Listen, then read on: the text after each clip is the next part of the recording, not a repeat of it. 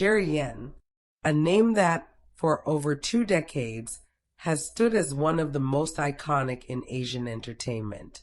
Handsome, talented, and seemingly untouchable, Jerry Yan rose to stardom almost overnight after his unforgettable role as Dao Mingxi in the hit drama Meteor Garden. He was the heartthrob of an entire generation, the leading man millions adored. But behind the perfect smile, the sharp suits, and the air of confidence was a man who would face moments so dark, so heavy, that they nearly broke him. This is the story of Jerry Yan's lowest point, and the letter that saved him. Jerry's rise to fame in the early 2000s was nothing short of meteoric. He went from an ordinary young man to a superstar recognized across Asia. Fans followed his every move, endorsements poured in, his face was on billboards from Taipei to Tokyo. But the truth was, Jerry never fully enjoyed the spotlight the way others did. Fame, for him, was always a double-edged sword. Yes, it brought success, but it also brought pressure, scrutiny, and an endless demand to be perfect. As the years passed, Jerry became known not just for his acting and singing, but for his quiet, reserved personality. He was not the type to chase attention, and he valued his privacy more than anything. But in the entertainment industry, privacy is a luxury you rarely get to keep. Paparazzi followed him everywhere. Every personal decision, every friendship, every romantic rumor was dissected and magnified. Then came the turning point. A few years after the peak of Meteor Garden, Jerry found himself struggling, not with his talent, but with his spirit. The projects he took on were not always the ones he wanted. The industry's demands began to feel suffocating. And to make matters worse, people around him, those he thought he could trust, began to disappoint him. Some friendships faded, some relationships turned cold, and the once endless excitement of his career felt like it was slipping away. The media began spinning stories about him being difficult to work with or too distant. In reality, Jerry was simply exhausted. Exhausted from having to be Jerry Yan, the superstar, all the time. Exhausted from trying to live up to an image that didn't always match who he really was. And slowly, he began to withdraw. In interviews, he would smile politely, but his eyes told a different story. Friends noticed he was becoming quieter, less present. Behind closed doors, he wrestled with questions that haunted him. Was it all worth it?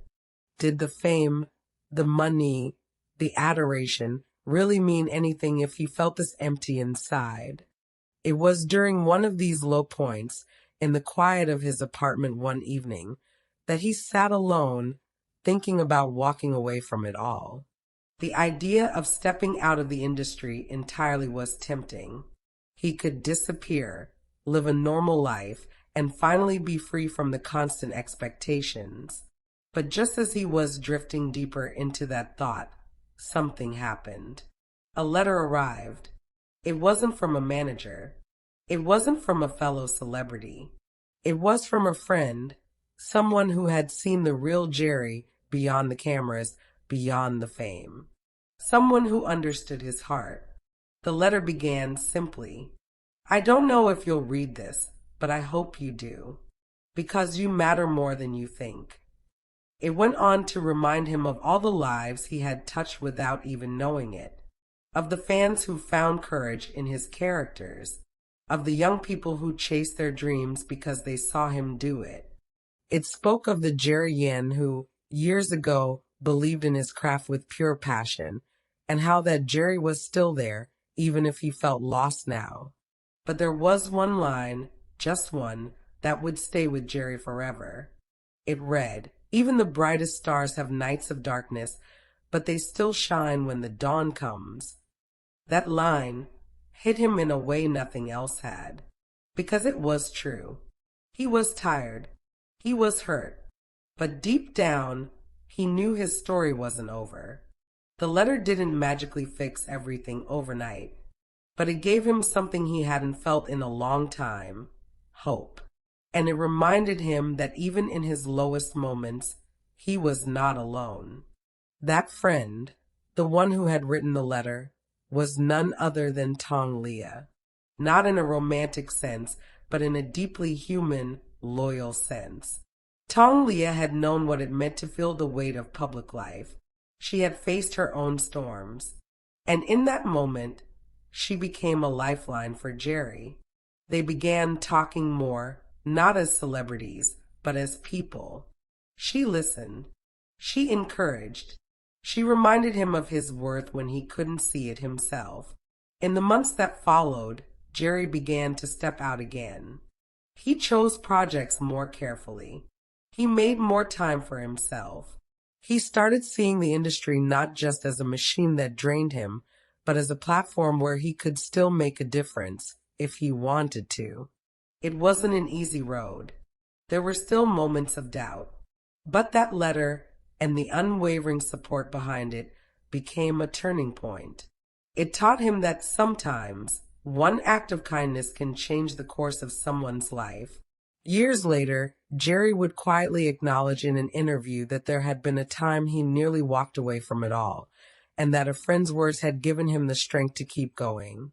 He didn't name Tong Liya outright, but those who knew, knew. Today, Jerry Yin still carries himself with the same quiet dignity he always has. He's older, wiser, and perhaps a little more guarded. But behind that calm exterior is a Mun who understands the value of true friendship. A Mun who knows that even the brightest stars sometimes need someone to remind them to shine. And somewhere in his home, tucked away in a safe place, is a letter, worn at the edges from being read so many times. A letter that, once upon a time, saved him.